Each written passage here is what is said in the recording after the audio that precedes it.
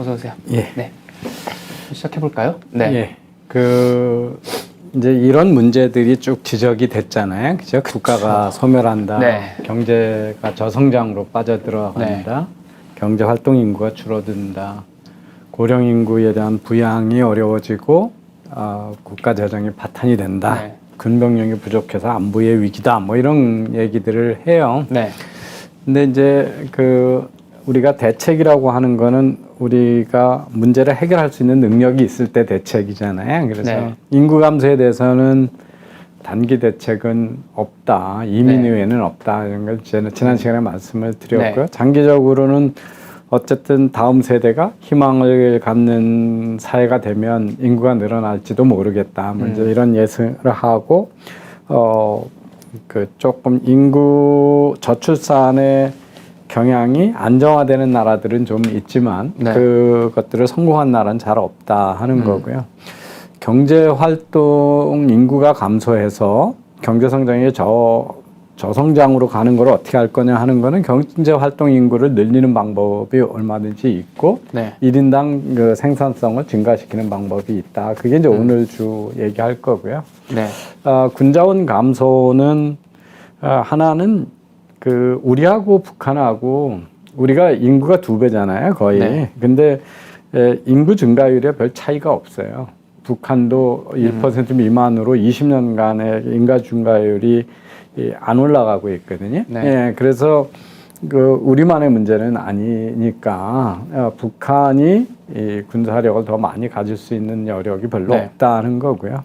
하나는 이제 사이버나 디지털 군대화하고 뭐 여성이 이 군대를 갈 수 있게 하는 이스라엘이나 다른 나라와 같은 문제, 그다음에 모병제로 일자리로 전향한다든지 지금 이제 우크라이나 전쟁에서 많이 언급이 되고 있는 외국 용병 같은 거 있잖아요, 그죠? 네. 예, 그 외그너 그룹 같은 것들이 회사거든요.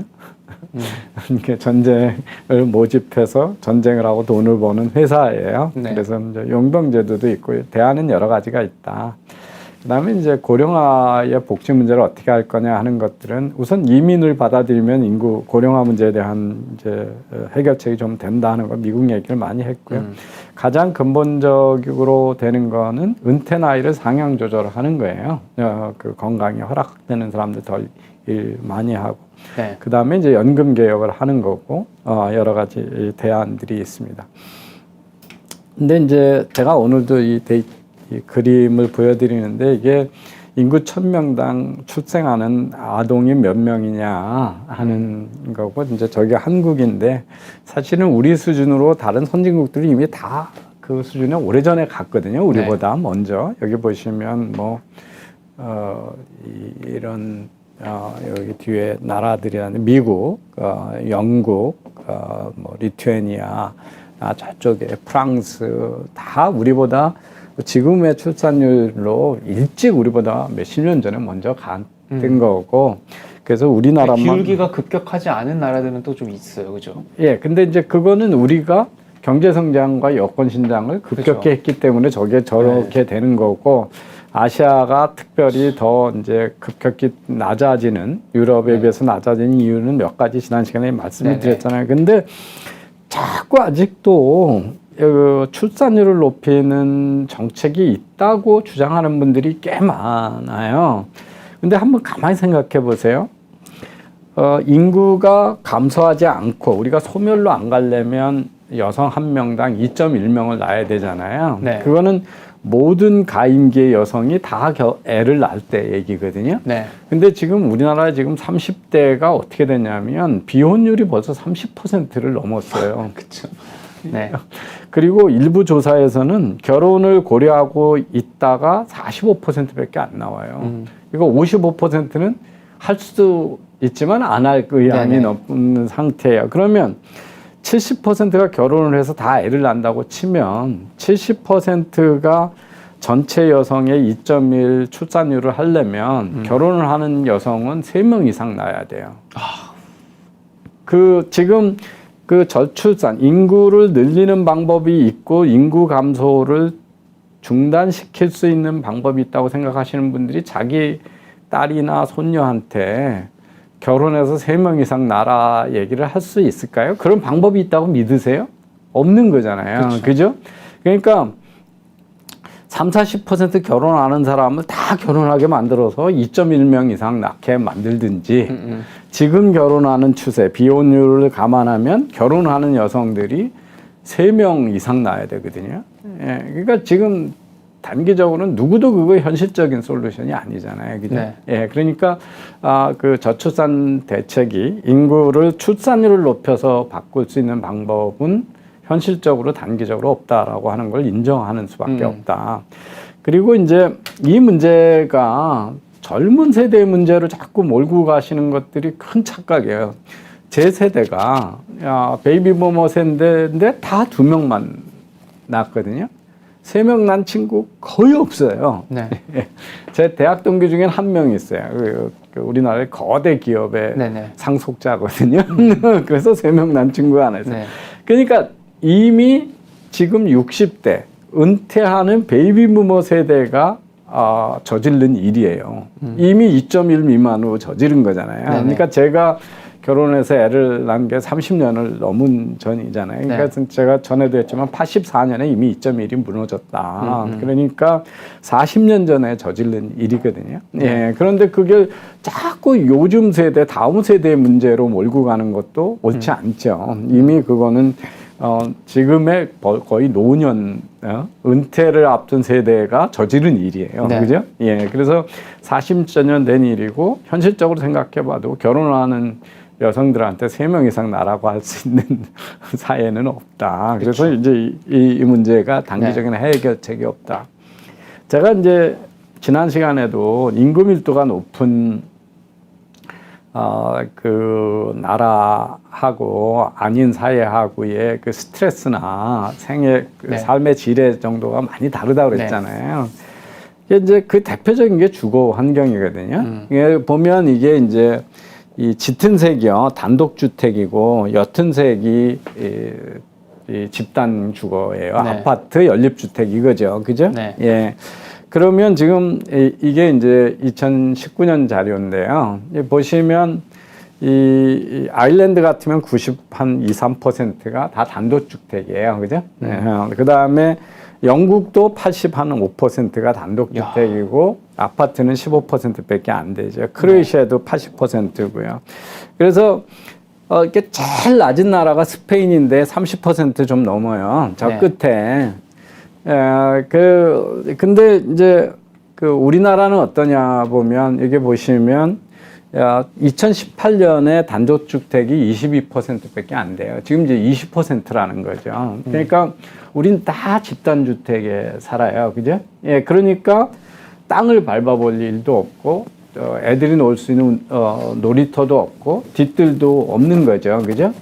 그 아파트가 그냥 표준주택이 돼버린 거잖아요. 그래서 보시면 여전히 연립 다세대하고 아파트 비중이 계속 높아져가지고 단독주택은 이제 거의 뭐 찾아보기 힘든 부자들이나 갖거나 시골에 가거나 또는 이제 은퇴 후에나 가질 수 있는 그런 게 돼서 그런 것들이 좁은 공간에 우리가 모여서 갈등하고 자연하고 자꾸 격리되고 이런 것들이 사실은 스트레스가 많고 이런 사회인 거잖아요. 그 단독주택, 그래서 이 집의 플로어, 이 몇 평에서 얼마나 공간을 개인들이 갖고 사냐를 가지고 비교하는 거는 사실은 온전한 비교가 아니에요. 왜냐하면 집에는 집 건평만 있는 게 아니라 집 주위에 여유 공간들이 네. 얼마 있느냐에 따라서 상황의 질이 많이 다르잖아요. 네. 그래서 우리가 극도로 그 좁은 공간에서 모여 살고 보시면 21평에서 29평 사이가 27.5%고 그러니까 40평 이상 되는 주택에 사는 우리나라 비중이 2019년 비교해보면 12%밖에 안 돼요. 다 그냥 그 10평 미만도 지금 8.9%거든요. 그러니까 정말 닭장 같은 데 모여서 살고 있는 거예요. 그러면서 뒷뜰도 없고 아무것도 없는 거죠. 그죠? 그래서 그러면 제가 이제 미국에 있을 때 그 애들 이모 의 딸, 그러니까 우리 애들의 이종 사촌이 미국에 왔어요. 근데 자전거를 못 타는 거예요. 초등학교 고학년인데. 네. 그러니까 이게 도심의 아파트에 살다 보니까 차 많고 막 주차장 그러니까 위험하니까 부모들이 자전거를 이제 못 가르친 거죠. 이게 이제 외국에서는 그 초등학교 고학년, 중학교 다 된 애가 자전거를 못 탄다 이런 거 생각할 수 없는데 근데 수도권에 사는 어린 우리 자녀들은 그렇게 크고 있는 거잖아요. 그래서 또 지금 또 젊은 세대들은 아파트를 하도 더 좋아하니까요. 그죠? 예, 아파트 선호가 한국 그게 이제 우선 사람들에게 상당하다는 집값 상승도 제일 높고 이게 네. 수요가 제일 크니까요. 그죠? 예, 그리고 에너지 상금성도 좋고.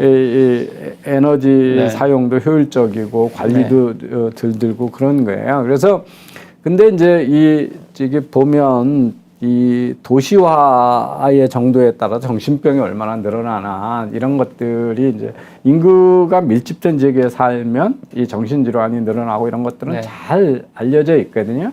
그래서 인구 밀도가 적은 나라에 사는 거에 대한 그 인식, 우리의 삶의 방식이 왜 한국이 더 이렇게 스트레스가 많고 이런 거에 대해서 조금 생각해 볼 필요가 있어요. 그래서 인구 감소를 그렇게 그 나쁜 거로 볼 필요가 그러니까 없다. 저출산에 따른 인구 감소 문제가 재앙이냐 그게 예. 아니라 오히려 양보다 질로 가는 그 예, 기회로 삼을 수 있다는 말씀이죠. 큰 단기적으로는 틀에서는. 네. 중장기 특히 이제 청년들의 취업 문제는 지난번에 일본 사례를 네. 보여드렸잖아요. 대학만 나와도 또는 대학을 안 나와도 취업에 모두 취업되는 사회로 바뀌었잖아요, 일본이. 네네. 그래서 그러면 이제 어떻게 될 건가 하는 건데요. 네. 그래서 이제 이민 정책이 단기적인 거는 그것밖에 없다 이런 말씀을 드렸고요. 이제 근데 이민 정책이 쉬운 게 아니에요. 그러니까 그럼요. 미국처럼 그 다문화 사람들이 모여 사는 사회임에도 불구하고 갈등이 많이 있잖아요. 특히 이제 흑인과 백인들 사이의 네. 갈등은 뭐 첨예하고. 네. 아마 기억하실 거예요. 오래전에 90년대도 LA 부근에서 흑인들 폭동이 일어나면서 한인 타운을 다 습격해가지고 그래서 한인과 흑인들 사이에도 갈등이 있고 뭐 이제 이런 건데요. 미국에 지금 보시면 얼마나 이게 미국의 영주권 받고 이민하기가 어려운가. 그래서 이제 취업으로 미국으로 이민하는 거 하고 가족이 가족을 초청하는 거 하고 또는 이제 난민으로 난민으로 받아주는 거 하는 건데요. 그 취업으로 미국으로 가고 싶은 사람이 2,400만 정도 되거든요. 그런데 20만 명밖에 안 받아들여져요. 네. 예, 그러니까 그리고 가족 초청해서 대기 상태인 거 지난 시간에 보여줬잖아요. 800만인데 그중에 70만 정도가 받아들여지거든요. 난민 신청이 한 20만인데 2만 명 정도밖에 안 받아들여지거든요. 그래서 실제 왜 불법 이민이 많냐 그러면 합법적으로 들어가는 거는 1,000명이 신청하면 그 0.6%니까 100명 중에 한 명도 못 들어가는 거예요.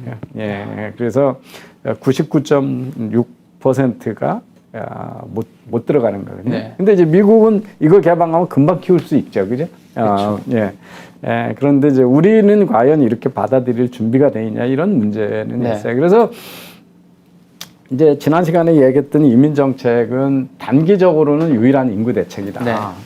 그리고 이게 인구만 늘리는 뿐만 아니라 다른 나라에서 들어오면 문화의 다양성도 좋고 이들이 창업도 훨씬 많이 하고 그리고 우수 인재를 하면 이들이 이제 학교 교육기관 이런 거의 수준을 다 높여주고 또 고령 인구를 케어하는 값싼 노동력이 생김으로써 고령 인구들이 삶의 질도 높아지고 수명도 늘어나고 뭐 이런 많은 그런 것뿐만 아니라 이제 고급 외국인 노동자가 와서 이민자 또는 외국인 근로자들이 와서 잘 살 수 있으려면 그들이 살기 좋게끔 정주 여건을 확장을 해야 되는데 그러려면 이제 우리가 지금 못하고 있는 교육이나 의료의 개방을 하게 되잖아요. 그러면 우리 국민들도 굳이 돈 많이 들고 해외에다 유학 보내지 않고 교육이나 의료에 대한 질 좋은 거에 대한 선택권이 생긴다.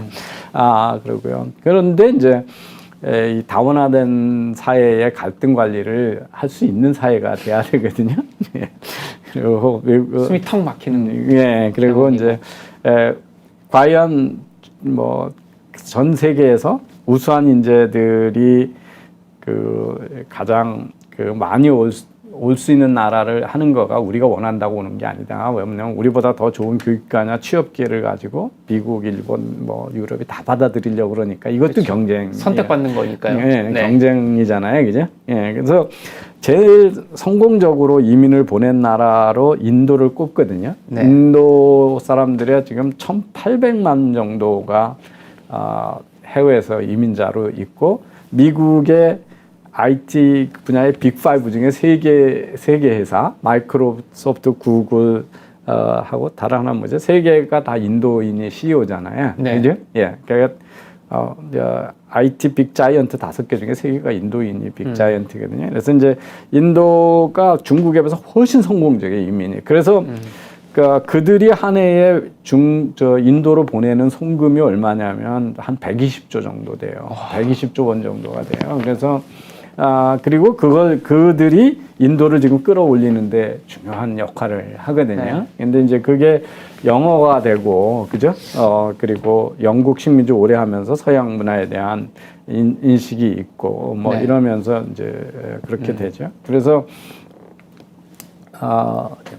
그럼 이제 우리가 이제 이민에 대해서 그런 생각을 했는데, 이제 그러면 그 다음에 경제활동 인구 감소는 어떻게 할 거냐. 네. 이 문제를 이제 오늘 쭉 본격됐습니다. 여러분 이제 그 경제활동 인구를 따지는 계산이 이제 어떻게 되냐면 전체 인구가 있잖아요. 네. 그럼 경제 중에 일을 할 수 있는 나이의 사람들이 있겠죠. 그게 이제 워킹 에이지 파퓰레이션이거든요. 경제 활동 연령 인구인 거예요. 보통은 15세에서 64세를 얘기합니다. 제가 지금 이제 2년 있으면 경제 활동 연령 인구에서 저쪽 인구로. 그러니까 너무 어려서 14세 이하. 나이로 자르는 거예요. 그러니까. 네, 나이로. 네. 그다음에 65세 이상을 이제 네. 의존하는 경제 활동 인구 아닌 거로 얘기하는 거죠. 그다음에 이제 그 경제 활동 인구 중에 일할 의사가 있는 사람들이 이제 레이버 포스고요. 예, 그 노동력이죠. 그다음에 일할 의사가 없는 사람들이 있어요. 난 공부하니까 안 한다. 그러면 나는 또 뭐 몸이 아프고 장애가 있어서 안 한다.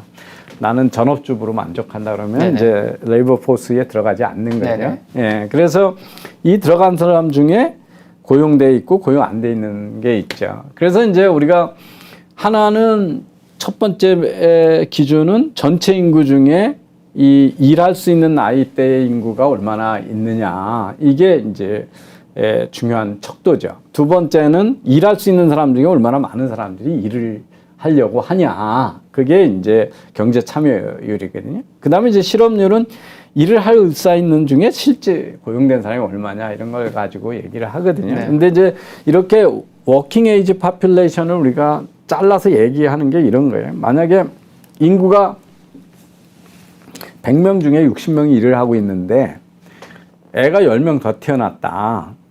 그러면 만약에 그 일하는 경제활동 연령대를 따지지 않고 전체 인구당 실업률을 계산하면 애가 태어난 건 좋은 건데 그냥 100명이 105명이 됐으니까 일하는 사람 변동 없으니까 마치 경제가 나빠져서 네, 일하는 사람이 준 것처럼 보이잖아요. 그렇죠. 네. 그래서 이제 우리가 경제 활동 인구만 잘라가지고 그 다음에 경제 통계, 노동 통계를 쭉 내는 거거든요. 네네.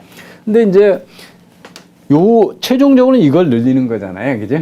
그거 하나는 워킹 에이지 파퓰레이션을 늘리면 되고 일할 의사가 없는 사람들을 줄이고 일할 의사가 있는 사람을 늘리면 되는 거고. 그죠? 그 다음에 일할 의사 있는 중에서도 실업률을 줄이고 다 일을 하게 만들면 이게 이제 그 경제 활동 인구가 늘어나는 거잖아요. 그죠? 이렇게 보니까 또 되게 또 명쾌해지네요. 그죠? 어느 네. 부분을 늘릴 집중해서 거냐, 키울 거냐를 거냐. 딱딱딱 마인드맵처럼 이렇게 그려지네요. 이거 예, 보니까. 예. 그러니까 그래서 이제 그걸 얘기를 해야 그렇죠. 되는 거죠. 그러려면 이제 우리의 예. 어떤 그 구조 개혁이랄지 이제 이런 거랑 또 이어진다는 말씀일 것 같은데. 예. 그러니까 지금 우리나라 사람들이 얼마나 일을 하고 있냐. 15세부터 64세까지를 보면 이게 이제 그 계절적 저거 계산해서 쭉 한 거 보면 저 보시면 요새 68.4%에서 69.4%. 저 69.4%가 5월달 통계예요. 네. 최근 5월달 통계청에서. 그러니까 뭐냐면 15세에서 64세 사이 중에 약 70%가 일을 하고 30%는 일을 하지 않는다는 거예요. 네. 그러니까 우리가 일을 할 수 있는 나이에 상당히 많은 숫자가 일을 하고 있지 않다는 거죠. 그죠? 네, 이제, 그 30%는 일을 안 하고 있거든요. 네. 근데 이제 15세 미만도 일을 안 하고 65세 미만에서도 일을 하는 사람이 있고 안 하는 사람이 네. 있죠. 예, 그래서, 우리가 왜 일본은 쇠퇴하고 우리는 최근에 이렇게 쭉 경제적으로 발전했는가 이걸 보시면요. 이게 전체 인구 중에 경제 활동을 할 수 있는 그 연령대 인구 비중이 어떻게 되는가를 보시면 한국을 보시면 1970년부터 저까지 어떻게 됐어요? 2018년까지 쫙 상승했어요. 네. 그러니까 이 전체 인구 중에 15세에서 64세에 포함되는 인구의 비중이 계속 늘어난 거예요.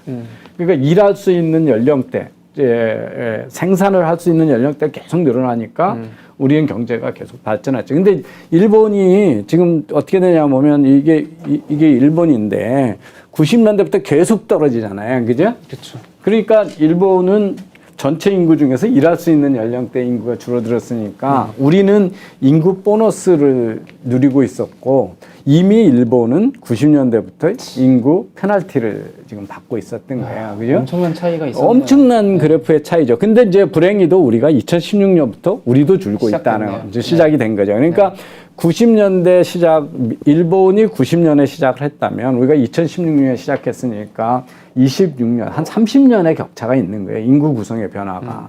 그러니까 일본이 잃어버린 30년이라고 그러는 거에 대해서 이민개혁을 못했잖아요. 네. 그럼 우리도 그걸 따라가면 어떻게 되냐면 앞으로 잃어버린 30년이 될 가능성이 크다는 거죠. 그러니까 첫 번째는 이 경제활동 인구의 비중을 늘려야 되는 거예요. 그죠? 그렇죠. 예. 그럼 어디서 늘릴 거냐 하는 건데요. 하나는 왜 65세냐는 거예요. 왜 65세부터를 경제활동을 할 수 없는 인구라고 생각을 네. 하냐. 제 교수님들 은퇴가 이제 65세인데요. 본인이 늙어서 교육을 시킬 수 없고 연구를 할 수 없다고 생각하는 분은 한 분도 없어요. 정말 예외적으로 건강을 관리 못해서 뭐 항암 치료 중이거나 이런 거 아니면 다들 자기가 일할 수 있는데 물러난다고 생각해요. 네. 아마 회사에서 60세 물러나시는 많은 분들도 그럴 거예요. 그죠? 예. 그래서, 이 하나는 은퇴 연령을 조정을 해서 뒤를 늘리는 게 제일 쉬운 가능성이에요. 네. 그러면 그러고요. 두 번째는 이제 이민을 확대하면 되는 거죠. 인구가 늘어나니까. 그렇죠. 두 번째는 경제 활동을 잘 안 하는 그룹들을 더 경제 활동에 참여를 시키면 되는 거죠. 네. 그죠? 예. 그래서 경제 활동 참여율이 떨어지는 우리나라의 인구들이 어디냐면 여성들이 못해요. 그죠? 그 다음에 10대가 못해요. 우리나라 10대에서 대학까지. 15세에서 24세까지의 그 경제 참여율이 극히 적어요. 그러니까 외국에는 고등학교 때도 중고등학교 때도 그 방학 때는 거의 다 아르바이트를 하고 대학 때는 거의 다 뭐 소수를 빼놓고는 일을 하는데 우리는 잘 안 해요. 그죠? 그러니까 여기가 우리나라가 과잉으로 이제 놀리고 있는 거고요. 그 다음에 이제 여성들의 참여율이 떨어지고, 그 다음에 이제 군인들이 우리나라의 워크포스로 카운트가 안 돼요. 근데 그거를 만약에 직업으로 전환하면 네. 군인들 중에 장교들만 경제활동이고 사병들은 경제활동이 아니거든요. 네. 그러니까 뭐 지금 한 40만 되나요? 50만 되나요? 그 인구가 제일 일을 잘할 수 있는 인구가 경제활동 인구에서 지금 빠져 있는 거죠. 그죠? 그 다음에 이제 고령 인구죠. 그죠? 예, 그 고령 인구예요. 그래서 경제활동 인구인데, 근데 이제 이 경제활동 인구로 연령대로 정의하는 15세에서 64세를 누가 만드는 거냐 하는 거거든요. 그게 미국에서 60년대 시작한 거예요. 근데 60년대 미국의 평균 수명이 69.77세였거든요. 반세기나 된 기준이네요. 예. 그런데 현재는 미국이 한 80세 돼요. 그래서 9년이 늘어났어요. 9년이 늘어났는데 이 경제활동 인구의 그 연령대는 되려 줄여놨어요. 이게 50년대는 미국에서 어떻게 계산을 했냐면 65세까지가 경제활동 인구라고 했는데 이제 64세로 줄인 거예요. 이게. 예, 그래서 1년 줄였고 밑에 16세부터 65세였는데 15세부터 64세로 바꾼 거예요. 그래서 그런데 이제 우리로 생각하면 1960년에 우리나라 평균 수명이 54세였거든요. 근데 지금 84세가 됐잖아요. 30년이 늘어났는데 왜 경제활동 가능한 연령을 그대로 두냐는 거죠. 훨씬 오래 사는데, 그죠?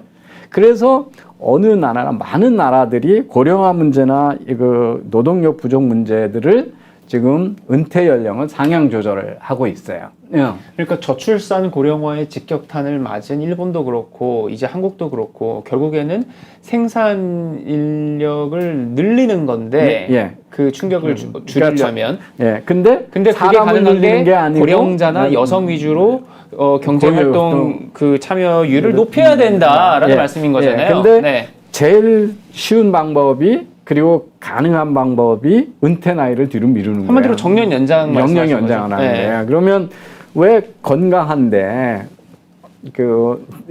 일본에 80세 넘으면서 에베레스트를 올라가시는 분이 있거든요. 그런데 왜 그들을 64세가 되면 또는 60세가 우리는 지금 60세잖아요. 그러니까 직장 생활하는 사람이 60세, 62세잖아요. 그죠? 62세에 집에 가라고 그러냐 이거예요.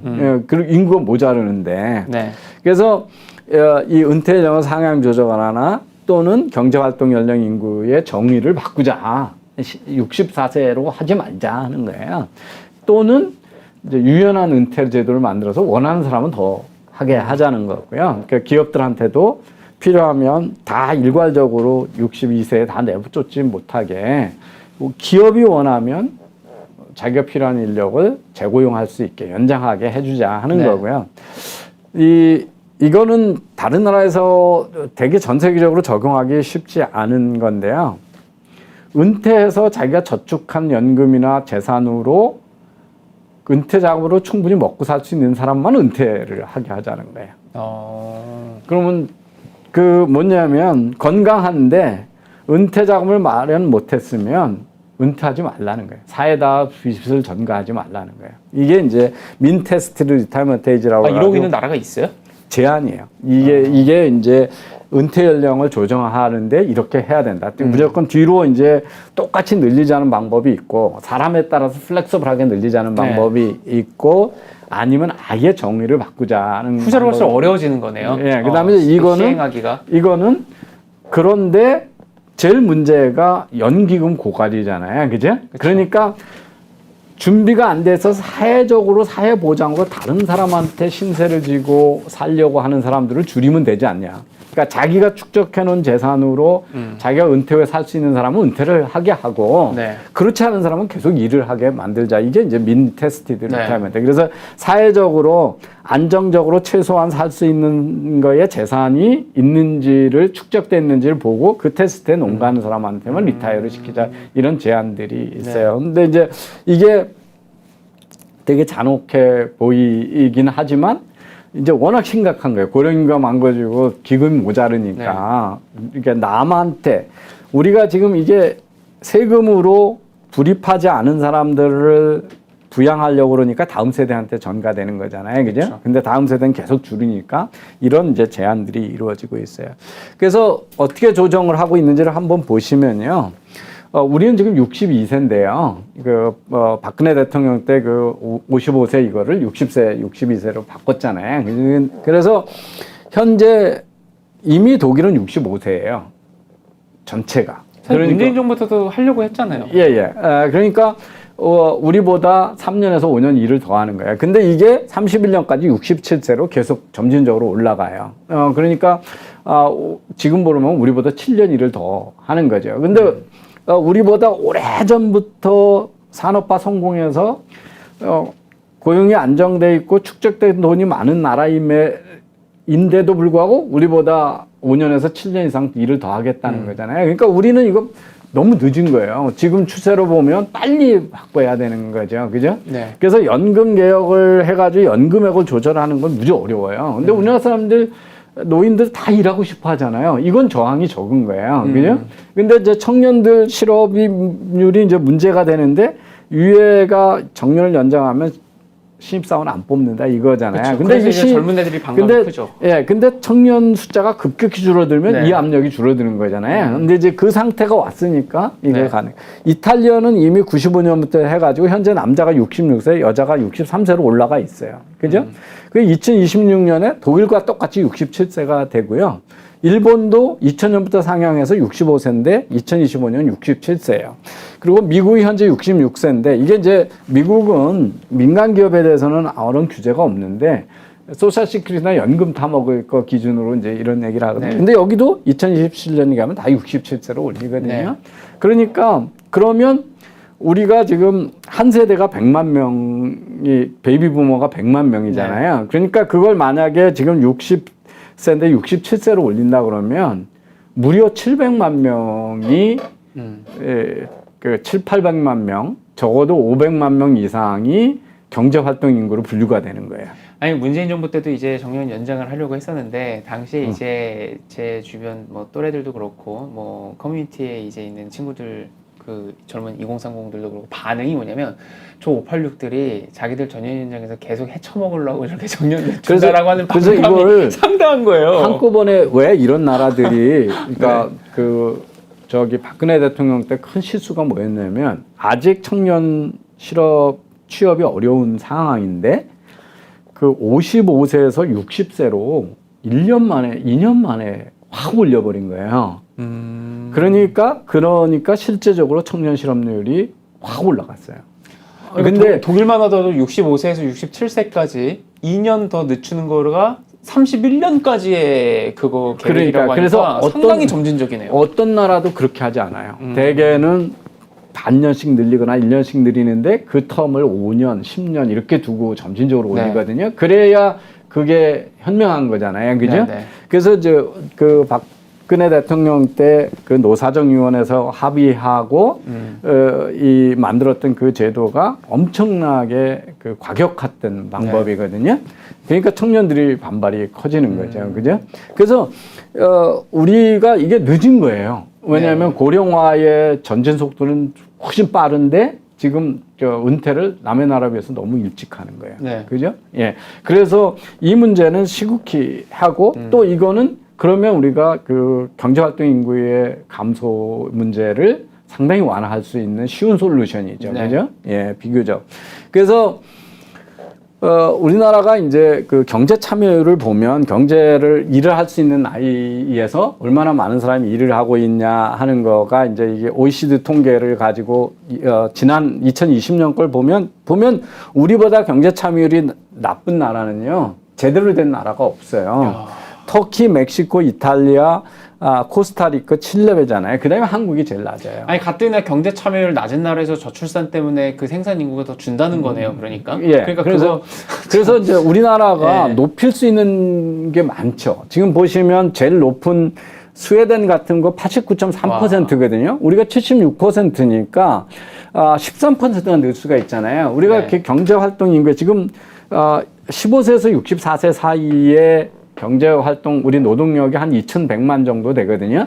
그러니까 거기에서 13%를 놀린다 그러면 그것도 이제 300만 명이 늘어나는 거예요. 그런데 뒤에 64세 이상의 고령층을 만약에 67세로 바뀐다. 60에서 67세로 바뀐다. 60세에서 67세로 바뀐다 그러면 거기는 한 해에 100만 명 이상씩이 있거든요. 저희 세대는.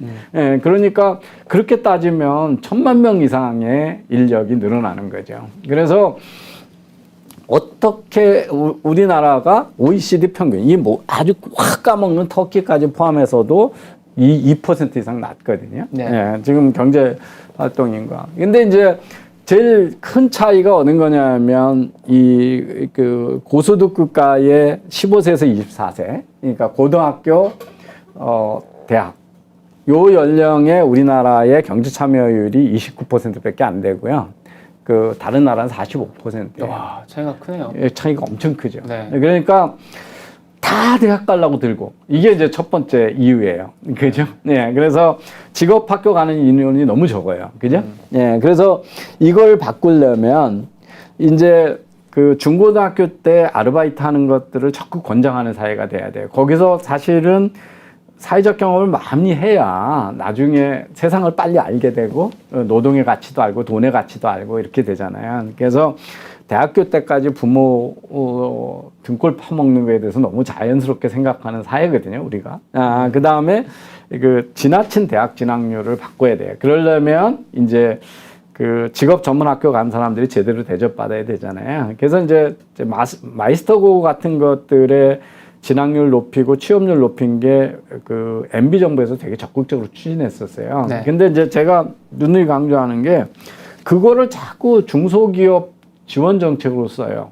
마이스터고 나온 애들은 아주 중소기업에만 가서 군대 대신 근무하게 만들거든요. 그러면 거기서 최저임금밖에 안 줘요. 네네. 그러면 누가 마이스터고를 가요? 그러니까 기술직으로 용접 잘 배웠으면 현대중공업도 가고 삼성전자도 갈 수 있게 그 TO를 대기업. 네. 그러니까 좋은 직장이 가져가게 해야 좋은 친구들이 쓸데없이 대학 안 가고 기술로 가서 될 거 아니에요. 그렇죠. 그런 개혁이 돼야 이 숫자가 바뀌는 거예요. 근데 뭐 지금 뭐 대통령 못해서 수능 문제 가지고 좀 싸우고 있으니 참 너무나 어이없는 일이죠. 모든 네. 사회가 지금 너무나도 과잉이다라는 생각이 드는데 네. 지금 딱 요거가 이제 10대의 경제 참여율 사실은 경제적 계층에 따라서 네. 10대 고등학교 때 아르바이트하고 하는 친구들 사실 많거든요. 저 예. 학교 다닐 때도 있었고 예. 근데 이제 그게 마이스터 고등학교랄지 꼭 대학 4년제 가서 뭐 인문대 나오고 뭐 할 필요 없이 예.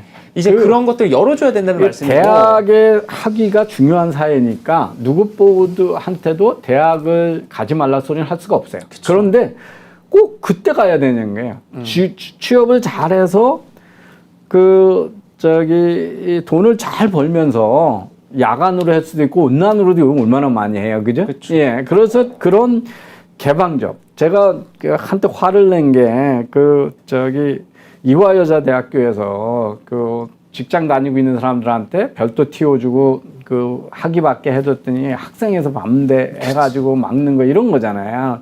그 정말 젊은이답지 않은 얘기잖아요, 그죠? 네. 예, 사회적으로 그래서 이제 그런 것들의 교육 개혁이나 뭐 이런 그 마이스터 교육 지원이나 어떻게 하면 중고등학교 때도 또는 그 미국 서양 같은 데는 사실 고등학교 졸업하고 1, 2년 세계 여행하면서 워킹 홀리데이스 하고 뭐 이런 거 하면서 경험을 쌓고 나서 나중에 대학에 취업할 때면 그걸 더 존중해 주는 그걸 이제 갭이어라고 자기 1, 2년 왜 비었냐 그러면 비어 있는 거잖아요. 네네. 바로 안 가고 그 갭이어가 있는 것들을 진취적으로 다양한 경험을 했구나 이렇게 보고 거기서 통해서 뭘 배웠는지 어떤 언어를 습득했는지 그걸 보고 거기 가서 다양한 나라에서 다양한 일을 한 거 이런 것들을 취업을 하는데 또는 진학을 하는데 존중해주고 그러면 이게 좋잖아요, 그죠? 예, 그런 입학 개혁서부터 이루어져야 돼요. 한국 사회에서는 너무 없죠. 예, 그러니까 뭐 예를 들어서 뭐 서울대 로스쿨 준비하는 친구들 얘기 들어보면 단 한순간도 방황한 적이 있으면 안 된다는 거예요. 젊을 때부터 뭐 그래서 명문대 그 법대 모든 나와서 거를 그냥 모든 사람이 똑같은 길로 그냥 경주하듯이 하고 빨리 간 놈을 최고로 치고 네. 이런 사회를 보니까 이제 이런 문제가 발생하는 거거든요. 예. 그다음에 이제 여성의 경제 참여율도 보시면 이런 거예요. 지금 그렇게 낮진 않네요. 예. 한국이. 근데 42.9%의 최고 높은 쪽에 이제 50%니까요. 그러면 네. 한 7% 차이 나잖아요. 그러면 네.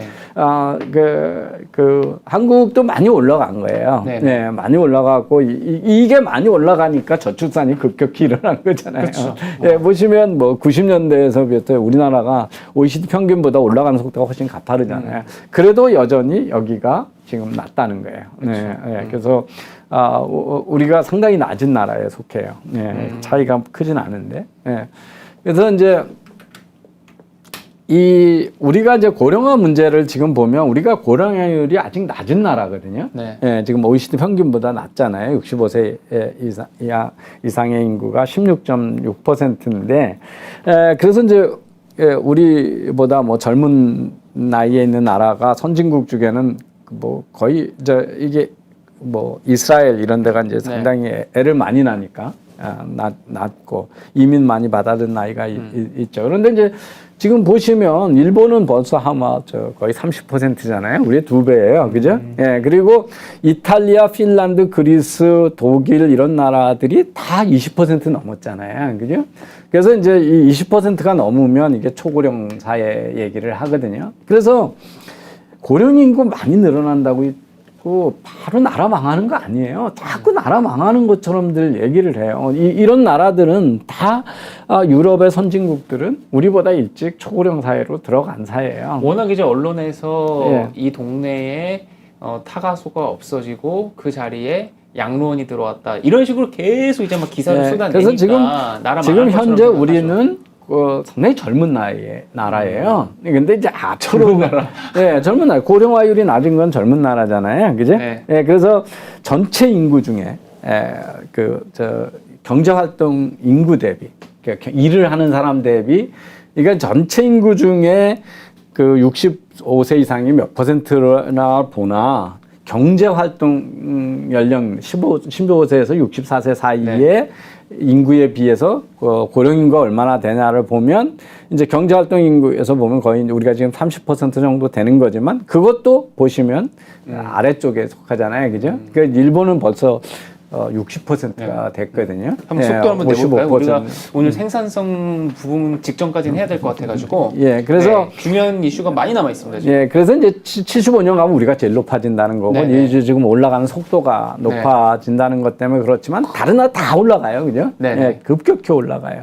그래서 뭐 일본에서 장례 문화가 바뀌고 이런 거 이제 묻지 않고 풍선에다가 재 집어넣어가지고 터트려가지고 장례하는 거 이런 거거든요. 그런 내용이에요, 이게 사진이? 예, 그러니까 무덤을 지켜줄 후손이 네. 없는 거예요. 고령은 인구 많고 그리고 이제 묘지 하나 마련하는데 돈이 많잖아요. 우리도 지금 누가 벌초하느냐 뭐 문제잖아요. 그래서 은퇴 나이를 보면 이제 보시면 이 한국이 어딨냐고 한번 찾아보세요. 여기. 이게 제일 낮아요. 네네. 은퇴하는 나이가. 그러니까 이게 이 한국이 은퇴 나이를 확 올려야 되는 거죠. 지금 이런 아일랜드 이런 데 67세 이미 가 있는 나라도 있잖아요. 노르웨이하고 이스라엘이요. 그리고 아까 독일이나 다른 나라가 다 67세가 이제 2030년, 27년에 다 가잖아요. 네. 근데 우리는 지금 62세거든요. 실제 나이가. 그렇잖아요. 네. 회사에서 62세에 내보내잖아요. 그러니까 우리가 이걸 빨리 바꾸면 인구가 확 늘어나잖아요. 그죠? 예. 그래서 여성이나 고령 인구, 애가 있거나 장애가 있는 사람들의 경제 참여를 높이는 것 중에 하나가 재택근무 같은 거 절대 확대하는 거예요. 그러려면 노동 개혁해야 돼. 시간 관리하면 안 돼요. 집에서 일하는지 안 하는지 모르잖아요. 그죠? 네. 그래서 62시간제, 52시간제, 69시간제 이게 바보 같은 짓이라는 거예요. 그러니까 그게 현장에 가서나 또는 식당에서 서비스하고 사람이 있어야 시간으로 관리돼야 일이 되는 영역에만 해야 되지. 사무직하고 디지털 워크 하는데 그걸 왜 하냐는 거죠. 그죠? 집에서 커피 마시고 애 돌보다가 일하는 거를 어떻게 구분을 해요. 그죠? 52시간에. 네. 그리고 주말에나 애 딸렸으면 애들 학교 안 가는 날 일을 뭐 집에 노는 날 한다든지 그래서 디지털 해야 되고 우리나라 고령 인구가 디지털 기술을 못 써요. 그러니까 이게 이제 이런 일들이 다른 나라에 비해서 낮은 이유거든요. 이런 것들이 정부가 해야 되는 거죠. 그래서 이제 여성이나 청년들이나 인구들을 어떻게 늘릴 건가 하는 얘기는 했고요. 이제 여기 지금 보시면 이 우리나라가 다른 나라에 비해서 전체 인구 중에 군인의 비중이 몇 %인가를 보시면요. 이게 지금 미국이 0.4%거든요. 우리가 지금 1.2%잖아요. 저기 2%에서부터 내려가서 많이 줄어드는 거지만 네네.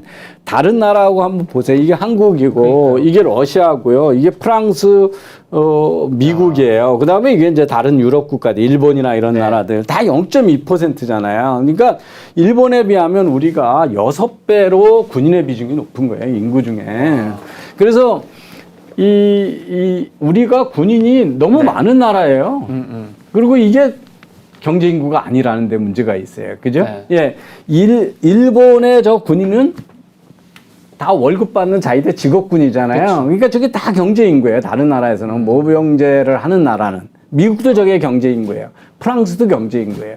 근데 한국은 저게 경제 인구가 아니라는 거예요. 네. 그러니까 우리가 군인을 줄이거나 군인들을 직업화해서 경제활동 인구로 바꿔줘야 돼요. 네. 그러지 않으면 이 문제가 아니야. 지금 이게 보시면 이게 이제 우리가 1.2%인데 북한은 지금 5.5%거든요. 그러니까 북한이 전체 인구 중에 군인의 비중이 압도적으로 높잖아요. 우리의 3배쯤 되니까. 3배가 넘으니까. 왜냐하면 인구가 반도 안 되는데 우리보다 더 많은 인력을 그쵸. 군대들로 갖고 네. 있잖아요. 왜냐하면 우리가 미국이라고 하는 그 군사력의 도움도 받고 있고 네. 또 우리가 경제력이나 그 무기가 훨씬 첨단화돼 있으니까 그걸 인원으로 때우다 보니까 저런 일이 됐고 군대 근무 기간도 엄청 길잖아요. 그죠? 네. 예. 그러니까 북한이 이게 얼마나 경제적으로 어렵겠어요. 그죠? 근데 뒤에 보시면 지금 출산율 떨어지는 거 보면 북한이 우리보다 높지만 여기 보시면 이 파란색이 북한이고 밑에 주황색이 이제 우리나라인데 북한도 계속 떨어져요. 그죠? 그러네요. 근데 북한이 인구 증가는 훨씬 우리하고 거의 차이가 없어요. 지금 2021년에 가서 그 이유가 뭐냐면 북한은 평균 수명이 짧기 때문에 애를 많이 낳아도 인구가 안 느는 거예요.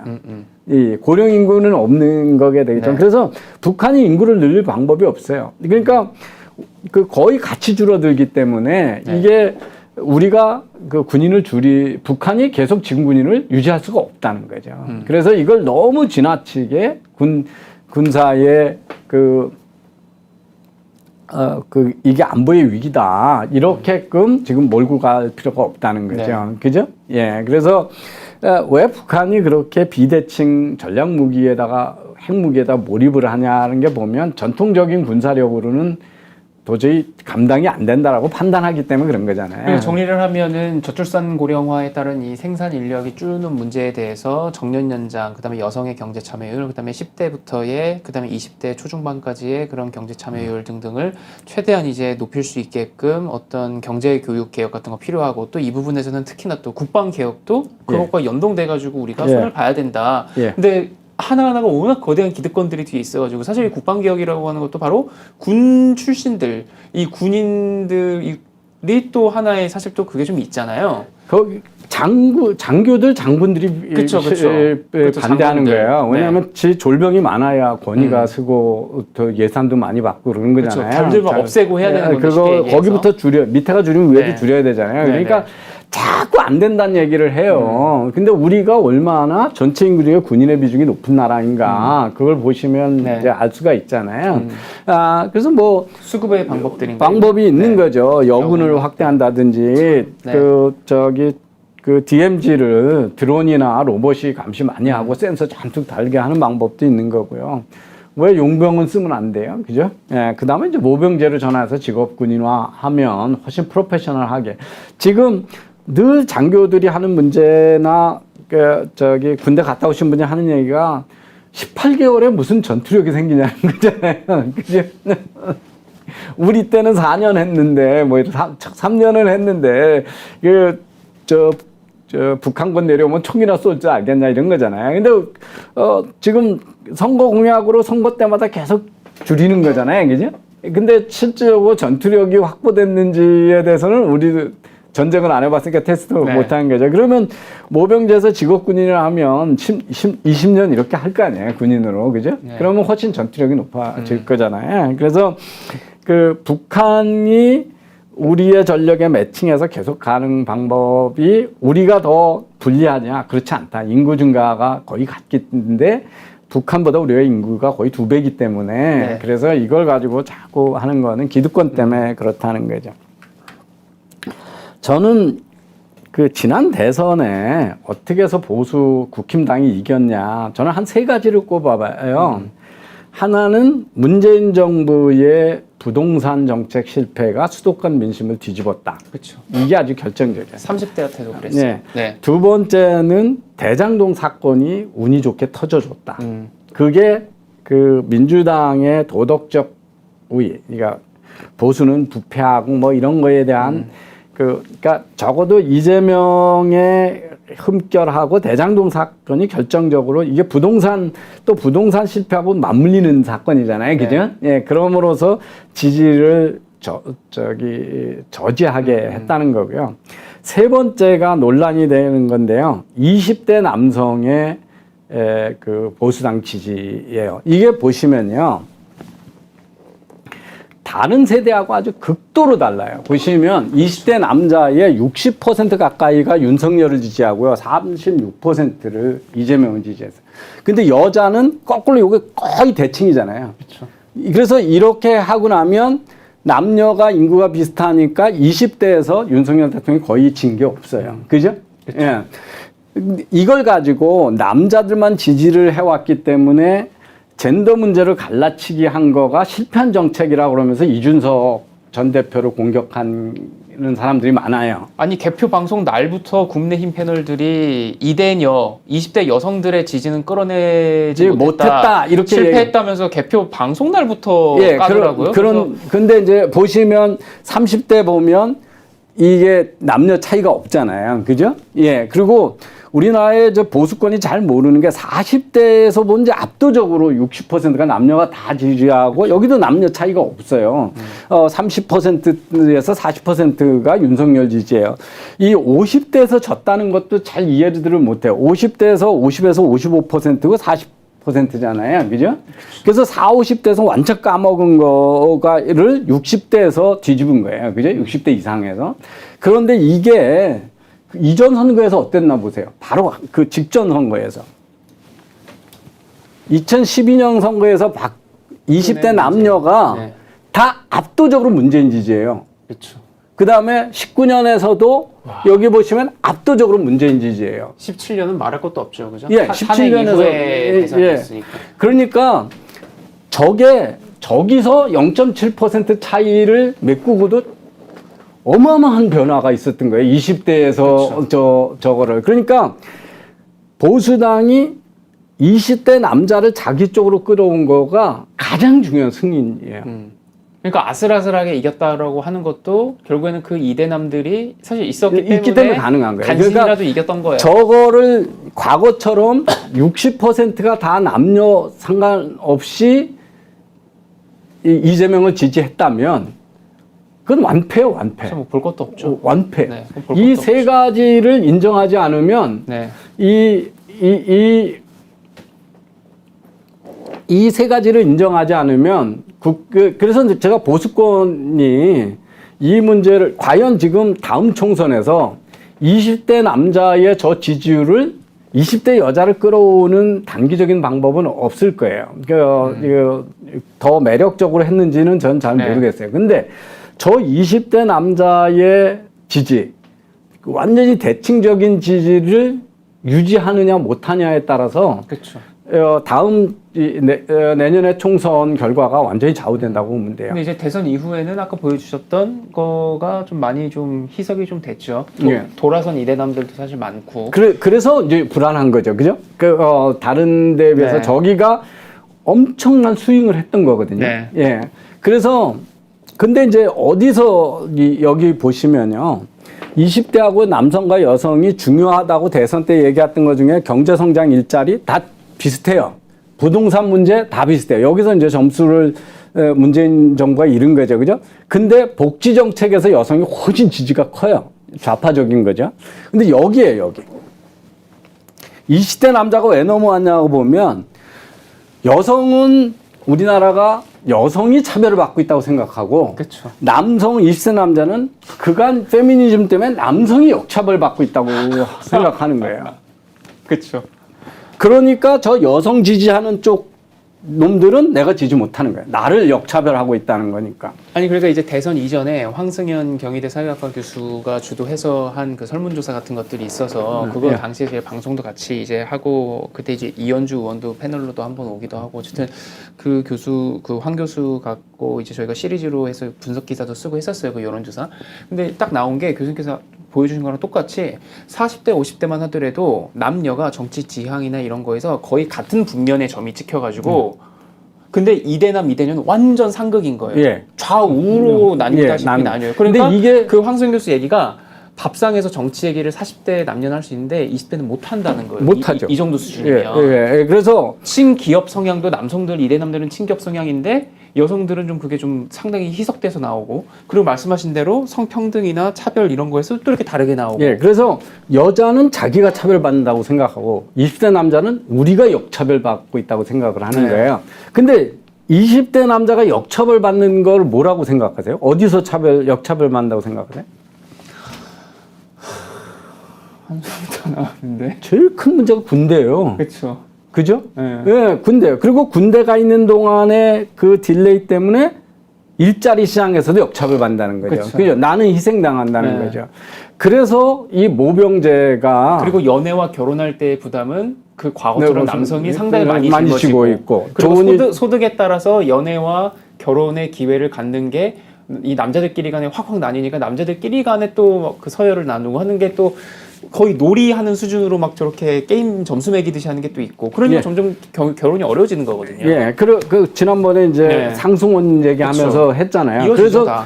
이어지는 거잖아요. 네. 그래서 이 군대 문제를 네. 남성들이 대한민국에 태어난 것 때문에 어마어마한 희생을 당하고 역차별을 당하고 있다는 걸 네. 해소해 주지 않으면 네. 보수 정권은 20대의 지지를 확보할 수가 없어요.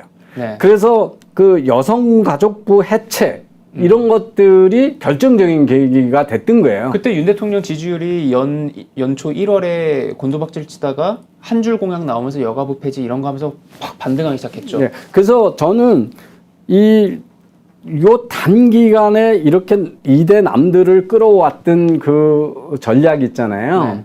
이게 얼마나 결정적인 전략인지에 대해서 지금 보수권이 인식이 없어요. 그리고 반 뺏기 못 끌어왔기 때문에 실패했다고 자꾸 그래요. 그 이전에는 여자고 남자고 하나도 지지 안 했던 거거든요. 네. 근데 남자가 홀등하게 여성이 저쪽 지지하는 것만큼의 차이로 이쪽을 지지하게끔 만들었던 거잖아요. 네. 그것도 단 몇 년 만의 변화거든요. 근데 이게 얼마나 견고한 거냐는 게 지금 이제 의문이에요. 그죠? 그래서 이제 보시면 이 사회에 대해서 여성이 사회적 차별받고 있느냐라고 했을 때 남자들하고 여자들하고 보면 그 20대들의 그 인식 격차가 모든 분야에서 얼마나 큰지를 아주 절실히 보여주거든요. 10대는 더 할 거예요. 지금 제가 예. 그 학생들 과외나 뭐 학원에서도 일하고 있었을 때 10대 남녀가 더 심하더라고요. 예, 그래서 아마 이제 통계 잡히면 더 나올 거예요. 네. 성차별, 그러니까 젠더 이슈, 그 젠더 이슈에 저는 가장 큰 핵심이 군대 문제라고 보여요. 네. 남자들이 역차별 받고 있다라고 하는 그 군대 문제가 그대로 일자리 문제로 이어지거든요. 그 경력 이미 뒤집었잖아요. 그렇죠. 2, 3년. 그죠? 그렇죠. 2, 3년 뒤지고. 그러면서 이게 보시면 이게 이게 이제 문제인가요? 미국인데요. 미국은 보수가 우위예요. 남자, 여자 다. 이게 18세에서 29세 사이인데 이 빨간 게 보수고 파란 게 진보고 여기가 이제 중도거든요. 예, 그래서 변화가 없어요. 네. 그러니까 우리나라의 저 지난 4년의 변화는 아주 극적인 변화예요.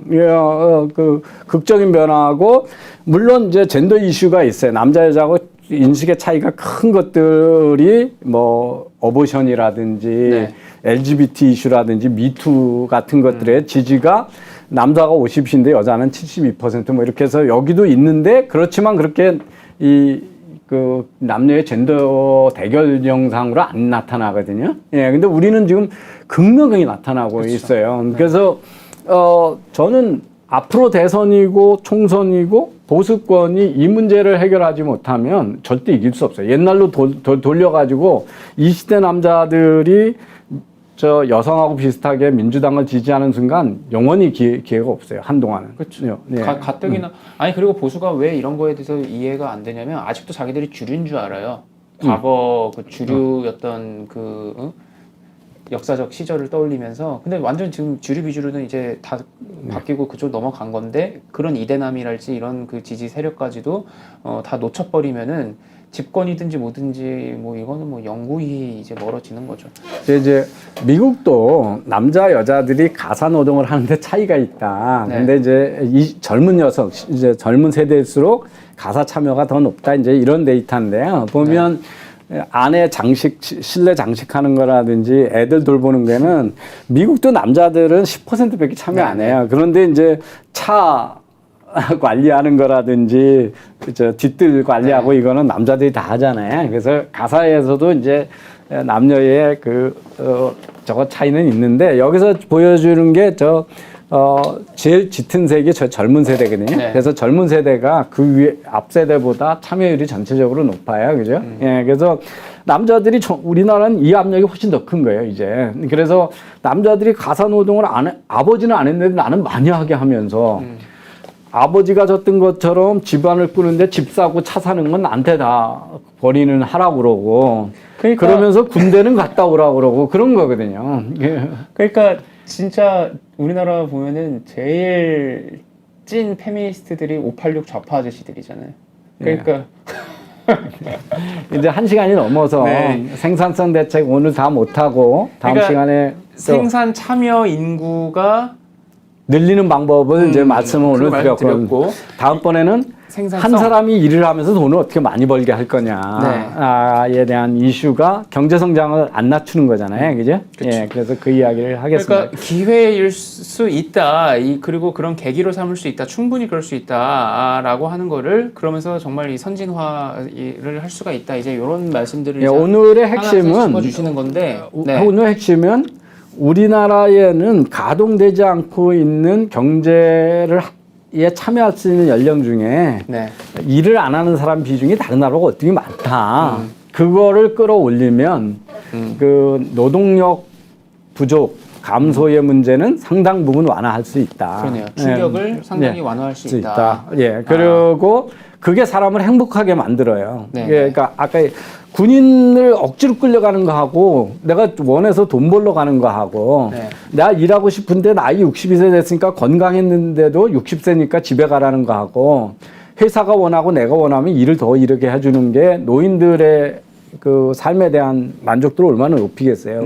움직여야 건강도 안 잃거든요. 그렇죠. 예, 그래서 그리고 왜 원하지도 않는데 강의실에 앉아 있는 게 괴롭힌데 나는 바리스타로 성공하고 싶고 나는 네일 아티스트로 성공하고 싶고 나는 셰프로 성공하고 싶고 그런 사람이 다 대학을 그 능력을 최대로 배울 수 있고 발휘할 수 있는 10대, 20대에 무조건 다 대학을 가가지고 4년 동안 기다려야 되냐는 거죠. 그리고 우리 고등학교 교실 가보면 제일 우리 한국 사회의 모든 문제가 다 거기 들어가겠다고 저는 항상 생각하는 게 왜냐면 다들 이제 인문계 고등학교 가잖아요. 그러면 대입만 포기하면 좋은 대학만 포기하면 그냥 종일 자도 됩니다. 종례 시간까지 아침부터 쭉 자면 됩니다.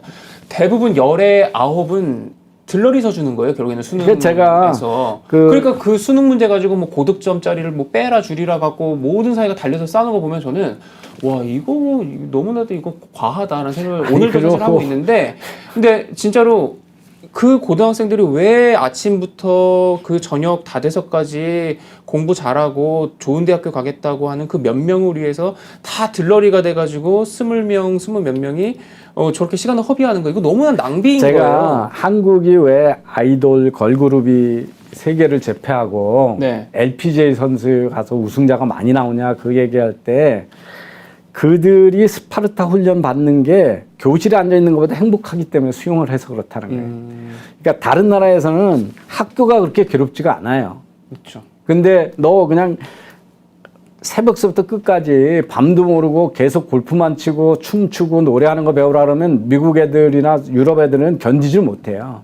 근데 우리는 교실에 앉아 있는 것보다 그거 하는 게 훨씬 행복한 거예요. 그렇죠. 교실을 탈출하는 게, 그죠? 그래서 그 교육의 실패가 우리나라가 LPGA를 제패하고 그 K-팝이 성공하는 배경이에요. 그렇죠.